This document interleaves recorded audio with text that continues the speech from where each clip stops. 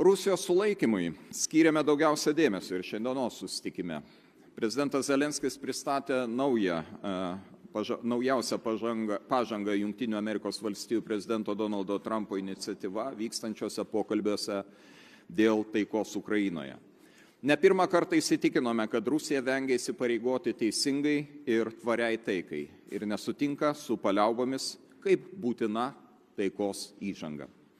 Bet koks susitarimas, kuris bus ateityje, turėtų užtikrinti Ukrainos nepriklausomybę, suverenitetą ir teritorinį integralumą. Daugiašalės Europos šalių karinės pajėgos dislokuotos Ukrainoje su JAV parama būtų esminis Rusijos atgrasimo veiksnys pulti vėl. Tęsiantis pokalbiams dėl taikos, Lietuva kviečia integruoti Ukrainą į Europos saugumo struktūras ir mokytis iš ukrainiečių karinės patirties.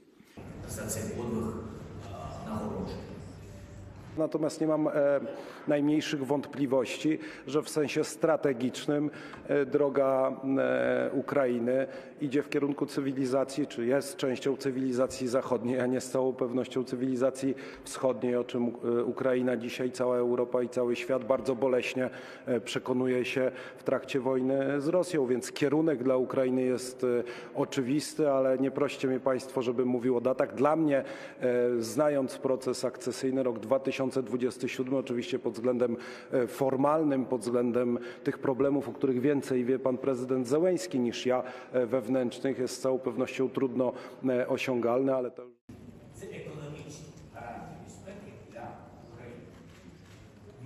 Ir dar keletas žodžių nuo savęs. Gerbiamas Volodimirai, sveikinu Jūs su gimimo diena.